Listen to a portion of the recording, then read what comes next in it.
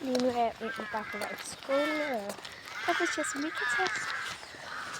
Ja, men det er egentlig bare hygge. Jeg har været hjemme i 2 dage, så det er onsdag. Ja. Begge dage var pjekkedage. Det var virkelig hyggeligt. Jeg har stået på rulleskøjter. Det kan man nok tage meget mere til. Men ja. Nu går jeg hen til bussen. Ja. Så skal vi hen på Gislinge-skole, fordi ja, det er min nye skole, og jeg glæder mig lidt til at se mine klassekammerater, fordi i går sagde min mor et eller andet mærkeligt med hende på skolen sammen med min storebror. Kender han ikke? Den går også stadigvæk. Undskyld.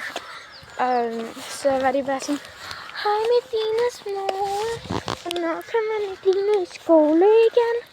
Og så sådan, hun kommer i skole i morgen med Dines veninder fra klassen. Det var virkelig sjovt. Og jeg var også ikke med. Og så spurgte Teresa, om jeg var syg, og så sagde min mor, ja, lidt. Det er jeg ikke.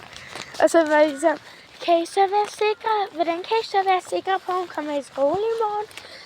Sådan, det er vi. Og så de grinede bare, det var sindssygt sjovt. Altså, det var sjovt, da jeg hørte historien, for jeg var ikke med. Min mor skulle til et eller andet møde. Ja. Men jeg kunne stå på rulleskøjter og hygge hjemme i god lille kondy. Ja. Ja, det var ret hyggeligt. Men jeg har haft 2 fridage på en uge, og det er hyggeligt. Og nu glæder jeg mig egentlig bare til at se mine klassekammerater igen. Jeg tænker, at vi ses, når jeg er i bussen. Jeg sidder i bussen. Ja. Så pauser nu, kan vi hjemme af. Jeg hørte det som var slet ikke det der crazy, men så det bliver nok en part 2, fordi jeg så lidt.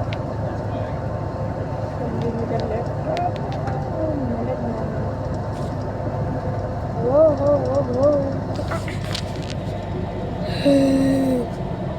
Det er selvfølgelig ikke en gang til. Jeg synes virkelig, det er sjovt.